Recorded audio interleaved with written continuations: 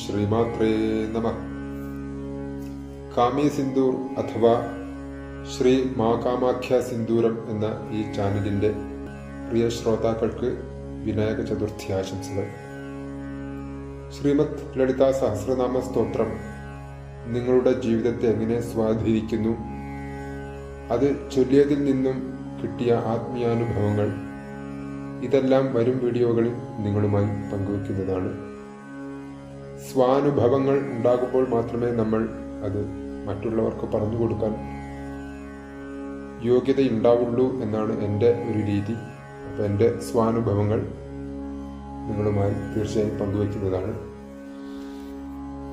65 മുതൽ 68 വരെയുള്ള നാമമന്ത്രങ്ങൾ ഇതുവരെ അപ്ലോഡ് ചെയ്തിട്ടുണ്ട്. അപ്പോൾ ഇന്ന് നമ്മൾ നോക്കാൻ പോകുന്നത് 69 മുതൽ 72 വരെയുള്ള നാമമന്ത്രങ്ങളാണ്. 69ാമത്തെ നാമമന്ത്രം: ഗേയചക്രരഥാരൂഢമന്ത്രിണീ പരിസേവിത. ഈ മന്ത്രം ഒരുമിച്ച് ചൊല്ലേണ്ട മന്ത്രമാണ്. ആയതുകൊണ്ട് തന്നെ ഓ ചോ എന്ന് മെൻഷൻ ചെയ്തിട്ടുണ്ട്. 72 വരെയുള്ള എല്ലാ നാമമന്ത്രങ്ങളും, അതായത് 69 മുതൽ 72 വരെ എല്ലാ നാമമന്ത്രങ്ങളും ഒരുമിച്ച് ചൊല്ലേണ്ടവ തന്നെയാണ്. അതായത് മുറിക്കാൻ പാടില്ല. അതുകൊണ്ട് ഓ ചോ എന്ന് സൂചിപ്പിച്ചിട്ടുണ്ട്. ഈ മന്ത്രത്തെ നമുക്കൊന്ന് റിവേഴ്സിൽ ചൊല്ലി നോക്കാം. പരിസേവിത മന്ത്രിണീ പരിസേവിത, ആരൂഢമന്ത്രിണീ പരിസേവിത, രഥാരൂഢമന്ത്രിണീ പരിസേവിത, ഗേയചക്രരഥാരൂഢമന്ത്രിണീ പരിസേവിത. ചൊല്ലുമ്പോൾ ശ്രദ്ധിക്കേണ്ടത് ഗേയചക്രരഥം, ധ ശ്രദ്ധിക്കണം. പിന്നെ ആരൂഢമാണ് ഇവിടെ. ധ മഹാപ്രാണനാണ്. മഹാപ്രാണൻ എന്താണ്, അല്പപ്രാണൻ എന്താണ്, വിസർഗം എങ്ങനെയാണ് ഉച്ചരിക്കേണ്ടത്, സംസ്കൃത അക്ഷരങ്ങളുടെ ശരിയായ ഉച്ചാരണം, ഇതിനെക്കുറിച്ചിട്ടുള്ള ഒരു വീഡിയോ ചെയ്തിട്ടുണ്ട്. ശ്രീമദ് ലളിതാ സഹസ്രനാമ സ്തോത്രം പഠിക്കാൻ ശ്രമിക്കുന്നവർ തീർച്ചയായും കാണേണ്ട ഒരു വീഡിയോ ആണത്. പിന്നെ മന്ത്രിണി, ഇവിടെ ന പ്ലസ് തായാണ്. മന്ത്രിണി അല്ല, മന്ത്രിണി എന്ന് നീട്ടേണ്ടതാണ്. കാരണം സ്ത്രീ ദേവതാ ചൈതന്യങ്ങളുടെ നാമങ്ങളെല്ലാം മന്ത്രങ്ങളെല്ലാം നീട്ടിയിട്ടാണ് ഉച്ചരിക്കേണ്ടത്. മന്ത്രിണി പരിസേവിത, പരിസേവിത എന്ന് നീട്ടേണ്ടതാണ്. പരിസേവിതയല്ല, തായാണ്. പരിസേവിത എന്ന് നീട്ടേണ്ടതാണ്. ഈ മന്ത്രത്തിന്റെ സ്ഥൂലാർത്ഥം: ഗേയചക്രരഥം. ഈ രഥം ശ്രീ ലളിതാ മഹാത്രിപുര സുന്ദരിയുടെ മന്ത്രിയായ മന്ത്രിണീ ദേവിയുടെ രഥമാണ് ഗേയചക്രരഥം. ഗേയം എന്നാൽ ഗായനം ചെയ്യപ്പെടുന്നത് എന്നൊരർത്ഥം കൂടിയുണ്ട്, അതായത് സംഗീതവുമായി ബന്ധപ്പെട്ടിട്ടുള്ളത്.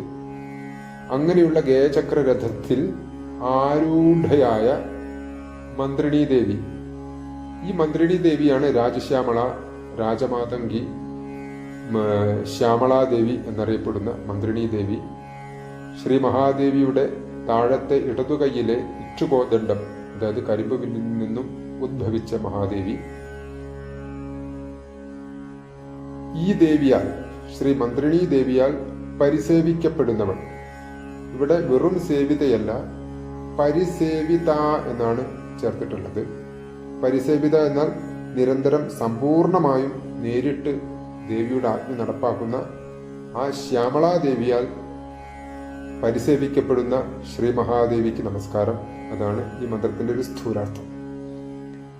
പിന്നെ ഗേയചക്രരഥം, ഗേയചക്രത്തിനെ ശ്രീചക്രവുമായി ബന്ധപ്പെടുത്തിയാൽ ശ്രീചക്രത്തിലെ 8ാമത്തെ ആവരണമായ സർവസിദ്ധിപ്രദ ചക്രം, അതിന് പറയുന്ന പേര് ഗേയചക്രം എന്നാണ്. ആ ചക്രത്തിന്റെ അധിപതി മന്ത്രിണീ ദേവിയാണ്, അതായത് ശ്യാമളാദേവിയാണ്. വാക്കിന്റെ ദേവത, സംഗീതത്തിന്റെ ദേവത എല്ലാം ശ്യാമളാദേവിയാണ്. ഇനി 70ാമത്തെ നാമമന്ത്രം: കിരിചക്രരഥാരൂഢദണ്ഡനാഥ പുരസ്കൃത. റിവേഴ്സ് ചൊല്ലുമ്പോൾ പുരസ്കൃത, ദണ്ഡനാഥ പുരസ്കൃത, കിരിചക്രരഥാരൂഢദണ്ഡനാഥ പുരസ്കൃത. കിരിചക്രരഥാരൂഢദണ്ഡനാഥ പുരസ്കൃത. ചൊല്ലുമ്പോൾ ശ്രദ്ധിക്കേണ്ടത് 69ാമത്തെ നാമമന്ത്രത്തിലുള്ളതുപോലെ തന്നെയാണ് ഇതിലും. രഥം ധ, പിന്നെ ആരൂഢം ഢ, മഹാപ്രാണൻ, പിന്നെ ദണ്ഡ ന പ്ലസ് ഡായാണ്. ദണ്ഡ ഡമരു എന്നുള്ള ഡ, ദണ്ഡ നാഥ, വീണ്ടും ധ, നാഥ എന്ന് നീട്ടേണ്ടതാണ്, കാരണം ശ്രീദേവത ചൈതന്യങ്ങളുടെ മന്ത്രങ്ങളായത്. പിന്നെ പുരസ്കൃത, പുരസ്കൃതയല്ല കൃത എന്നാണ്, പുരസ്കൃത എന്ന് നീട്ടേണ്ടതാണ്. ഈ മന്ത്രത്തിന്റെ സ്ഥൂലാർത്ഥം കിരിചക്രരഥം. കിരിചക്രരഥം എന്നാൽ വരാഹങ്ങളാൽ വലിക്കപ്പെടുന്ന ഒരു രഥം. അതിൽ ആരൂഢയായ ഇരുന്നരുളുന്ന ദണ്ഡനാഥാദേവി, ആ ദേവിയാണ് വാരാഹി ദേവി, ദേവിയുടെ സർവസൈന്യാധിപ. ശ്രീ മഹാവിഷ്ണുവിന്റെ വരാഹമൂർത്തിയായ ആ ചൈതന്യത്തിന്റെ ശക്തി ചൈതന്യം, അതാണ് ദണ്ഡനാഥാദേവി. ദേവിയുടെ ശക്തി സൈന്യത്തെ മുന്നിൽ നിന്നും നയിക്കുന്നവളാണ് ശ്രീ ദണ്ഡനാഥാദേവി. അതുകൂടാതെ ശ്രീമദ് ലളിതാ സഹസ്രനാമ സ്തോത്രം ചൊല്ലുന്ന അമ്മയുടെ ഭക്തരെ ബ്ലാക്ക് മാജിക്കിൽ നിന്നും ആസുരിക ശക്തികളിൽ നിന്നും മറ്റ് സകലമാന അപകടങ്ങളിൽ നിന്നും രക്ഷിക്കുന്ന ശ്രീ മഹാദേവിയാണ് ദണ്ഡനാഥാദേവി. അതുകൂടാതെ അമ്മയുടെ ഭക്തർ അധർമ്മത്തിലേക്ക് പോകുമ്പോൾ പ്രഹരം ചെയ്ത്, ദണ്ഡം കൊണ്ട് പ്രഹരം ചെയ്ത് നേർവഴിക്ക് നടത്തുന്നതും ഈ വാരാഹി ദേവിയാണ്. അതിൻ്റെയൊക്കെ അനുഭവങ്ങൾ നിങ്ങളുമായി പങ്കുവെക്കുന്നുണ്ട് തീർച്ചയായും. ഇനി ദണ്ഡനാഥ പുരസ്കൃത. പുരസ്കൃത എന്നാൽ മുന്നിൽ നടന്ന് ശക്തി സൈന്യത്തെ നയിക്കുന്നവൾ എന്നാണ് ഒരർത്ഥം, മുന്നിൽ നടക്കുന്നവൾ. അപ്പോൾ ഇവിടെ പുരസ്കൃത എന്ന ആ ഒരു പദത്തിനാണ് ഇവിടെ പ്രാധാന്യം. നേരത്തെ നമ്മൾ കണ്ടു ഗേചക്രരഥാരൂഢ മന്ത്രിണി പരിസേവിത. പരിസേവിതയ്ക്കാണ് ഇവിടെ പ്രാധാന്യം. ആ പരിസേവിത എന്ന മന്ത്രമാണ് ശ്രീ ലളിതാ മഹാത്രിപുര സുന്ദരിയെ സൂചിപ്പിക്കുന്നത് അല്ലെങ്കിൽ പ്രതിനിധാനം ചെയ്യുന്നത്. അതേപോലെ തന്നെ ഇവിടെ പുരസ്കൃത എന്ന നാമമന്ത്രമാണ് ദേവിയെ പ്രതിനിധാനം ചെയ്യുന്നത്. കിരിചക്രരഥാരൂഢ ദണ്ഡനാഥ പുരസ്കൃത. അപ്പോൾ ഈ ദണ്ഡനാഥാദേവി, അതായത് വാരാഹി ദേവി, ശ്രീ ലളിതാ മഹാത്രിപുര സുന്ദരി അമ്മയുടെ താഴത്തെ വലതു കൈയിലെ പഞ്ചതന്മാത്രകളിൽ നിന്ന് ഉദ്ഭവിച്ച ദേവിയാണ്. ഈ ദേവിയുടെ ഒരു വളരെ പ്രസിദ്ധമായ ഒരു സ്തുതി ദേവി മഹാത്മ്യത്തിലെ നാരായണീ സ്തുതിയിലുണ്ട്. അതും കൂടി ഞാനൊന്ന് ചൊല്ലിപ്പോകാം. ഓം ഗൃഹീതോഗ്രമഹാചക്രേ ദംഷ്ട്രോദ്ധൃതവസുന്ധരേ വരാഹരൂപിണി ശിവേ നാരായണി നമോസ്തുതേ. സപ്തമാതൃക്കളിൽ 4ാമത്തെ ദേവതയാണ് ശ്രീ വാരാഹി ദേവി. അപ്പോൾ വാരാഹി ദേവിയാൽ പുരസ്കൃതയായ ശ്രീ മഹാദേവിക്ക് നമസ്കാരം. ഇനി 71ാമത്തെ നാമമന്ത്രം ജ്വാലാമാലിനികാക്ഷിപ്തവഹ്നി പ്രാകാരമധ്യഗ. തിരിച്ചു ചൊല്ലുമ്പോൾ വഹ്നി പ്രാകാരമധ്യഗ, ക്ഷിപ്തവഹ്നി പ്രാകാരമധ്യഗ, ജ്വാലാമാലിനികാക്ഷിപ്തവഹ്നി പ്രാകാരമധ്യഗ. ചൊല്ലുമ്പോൾ ശ്രദ്ധിക്കേണ്ട കാര്യങ്ങൾ, ജ്വാ ആണ് ഇവിടെ, ജ പ്ലസ് വായാണ്. ജ്വാല, ജ്വാലാമാല എന്ന് ചൊല്ലിപ്പോകരുത്, ജ്വാല എന്ന് തന്നെ വരണം. ജ്വാലാമാലിനിക ക്ഷിപ്ത, ക്ഷിപ്ത, ഈ ക്ഷിപ്ത എന്ന് ചൊല്ലിപ്പോകാൻ ശ്രദ്ധിക്കുക. കാരണം ശ്രീമദ് ലളിതാ സഹസ്രനാമ സ്തോത്രം വൈഖരി രൂപത്തിലായതിനാൽ നമ്മൾ ക്ഷിപ്ത എന്നാണ് ചൊല്ലുക എന്ന് വിചാരിക്കുക, സാധാരണ മലയാള അക്ഷരങ്ങൾ ഉച്ചരിക്കുന്നത് പോലെ. അപ്പോൾ പുറത്തേക്ക് കേൾക്കുന്നത് ക്ഷിപ്തം, ക്ഷിപ്തം എന്നാണ്. പ് സൈലന്റ് ആയിരിക്കും. അപ്പൊ ആയതുകൊണ്ട് തന്നെ ശരിക്കും മന്ത്രസ്പന്ദനങ്ങൾ ഉണ്ടാവാനും മന്ത്രത്തിന്റെ ഒരു ശക്തി കിട്ടാനും ക്ഷിപ്ത എന്ന് ചൊല്ലിപ്പോകുക. അപ്പോൾ മാത്രമേ അത് കറക്റ്റായിട്ട് എക്സ്പ്രസ് ആവുള്ളൂ. ക്ഷിപ്ത, വഹ്നി. ഇവിടെ എഴുതിയിരിക്കുന്നത് വഹ്നി എന്നാണ്.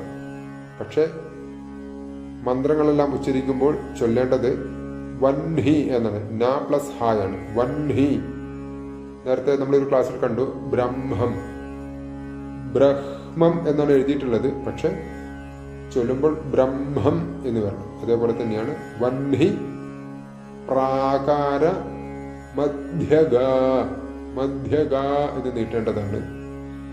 ഇവിടെ മധ്യഗ ദ പ്ലസ് ധായാണ്. ഇങ്ങനെ എഴുതി കണ്ടിട്ടുണ്ട്. അതല്ലാതെ വെറും ധ, മധ്യഗ. രണ്ടായാലും ശരിയാണ്. ഞാനിവിടെ മധ്യം എന്ന് സാധാരണയായി എഴുതുന്നത് ദ പ്ലസ് ധായ ആയതുകൊണ്ട് അങ്ങനെ തന്നെയാണ് ഇവിടെ ചേർത്തിട്ടുള്ളത്. അപ്പോൾ വഹ്നി പ്രാകാര മധ്യഗ എന്ന് നീട്ടേണ്ടതാണ്. ഇത് അക്ഷരസ്ഫുടതയില്ലാതെ മധ്യഗ എന്ന് ചൊല്ലിപ്പോയി കഴിഞ്ഞാൽ, മദ്യം എന്നാൽ അറിയാം, എല്ലാവർക്കും അറിയുന്ന കാര്യം മദ്യം, ആ മദ്യത്തിന്റെ നടുവിലിരിക്കുന്ന അമ്മ എന്നൊക്കെ അർത്ഥം വരും. അപ്പൊ അതുകൊണ്ടാണ് അക്ഷരസ്ഫുടതയ്ക്ക് നമ്മൾ ഇത്രയേറെ പ്രാധാന്യം കൊടുക്കുന്നത്. മധ്യഗ എന്ന് നീട്ടേണ്ടതാണ്. അപ്പൊ ഈ മന്ത്രത്തിന്റെ ഒരു സ്ഥൂലാർത്ഥം, ജ്വാലാമാലിനിക എന്ന ദേവിയാൽ ക്ഷിപ്തമായ, ക്ഷിപ്തം എന്നാൽ നിർമ്മിക്കപ്പെട്ട, വഹ്നി പ്രാകാരം, വഹ്നി എന്നാൽ അഗ്നി, പ്രാകാരം എന്നാൽ മതിൽ, ആ മതിലിന്റെ നടുവിൽ, ആ പ്രാകാരത്തിനുള്ളിലെ മധ്യത്തിൽ ഇരുന്നരുളുന്ന ശ്രീ മഹാദേവിക്ക് നമസ്കാരം. അതാണ് ഇവിടെ വഹ്നി പ്രാകാര മധ്യഗ. ഈ വാക്കിനാണ് ഇവിടെ പ്രാധാന്യം. ഭണ്ഡാസുരനും ഭണ്ഡാസുരന്റെ സൈന്യങ്ങളും അതുപോലെ ശ്രീ മഹാദേവിയും മഹാദേവിയുടെ സൈന്യങ്ങളും ശക്തിസേനകളും ഇവർ തമ്മിലുള്ള യുദ്ധം നടക്കുന്ന സമയം ശ്രീ മഹാദേവി ജ്വാലാമാലിനിക ദേവിയോട് പറഞ്ഞു, നീ എന്റെയും ശക്തിസേനകളുടെ ചുറ്റുമായിട്ട് ഒരു പ്രാകാരം, വഹ്നി പ്രാകാരം നിർമ്മിക്കാൻ പറഞ്ഞു. അങ്ങനെ ആ ജ്വാലാമാലിനിക ദേവി നിർമ്മിച്ച വഹ്നി പ്രാകാരത്തിനുള്ളിൽ ഇരുന്നരുളുന്ന ശ്രീ മഹാദേവിക്ക് നമസ്കാരം. ഇതാണ് ഈ മന്ത്രത്തിന്റെ ഒരു സ്ഥൂലാർത്ഥം. ഇനി 72ാമത്തെ നാമമന്ത്രം. ഭണ്ഡസൈന്യവധോദ്യുക്ത ശക്തി വിക്രമ ഹരിഷിത. റിവേഴ്സിൽ ചൊല്ലുമ്പോൾ ശക്തി വിക്രമ ഹരിഷിത, ഉദ്യുക്ത ശക്തി വിക്രമ ഹരിഷിത, ഭണ്ഡസൈന്യവധോദ്യുക്ത ശക്തി വിക്രമ ഹരിഷിത. ചൊല്ലുമ്പോൾ ശ്രദ്ധിക്കേണ്ടത് ഭ മഹാപ്രാണനാണ്. ഭണ്ഡ് ന പ്ലസ് ഡായാണ് അവിടെ. ഭണ്ഡ സൈന്യ വധോ ധ. വധോ എന്ന് നീട്ടിക്കഴിഞ്ഞാൽ ഉദ്യുക്ത എന്ന് കറക്റ്റായിട്ട് വരും. ഇവിടെ നേരത്തെ പറഞ്ഞതുപോലെ തന്നെ ക് ത എന്നാണ് ഞാൻ ഉച്ചരിച്ചിട്ടുള്ളത്. ഉദ്യുക്ത, അതുപോലെ തന്നെ ശക്തി. ഈ ക് ത എന്ന് അങ്ങനെ ഉച്ചരിക്കാൻ ശ്രമിക്കുക. അപ്പോൾ മാത്രമേ ഞാൻ നേരത്തെ പറഞ്ഞതുപോലെ തന്നെ മന്ത്രസ്പന്ദനങ്ങൾ ഉണ്ടാവുകയുള്ളൂ. നമ്മൾ എന്താണ് ഉദ്ദേശിക്കുന്നത് എന്ന് പുറത്തേക്ക് വരുള്ളൂ. അല്ലെങ്കിൽ ഉദ്യുക്ത എന്നായി പോകും. ക് സൈലന്റ് ആയി ത മാത്രമേ പുറത്തേക്ക് കേൾക്കുള്ളൂ. അങ്ങനെ കേട്ടിട്ട് കാര്യമില്ലല്ലോ.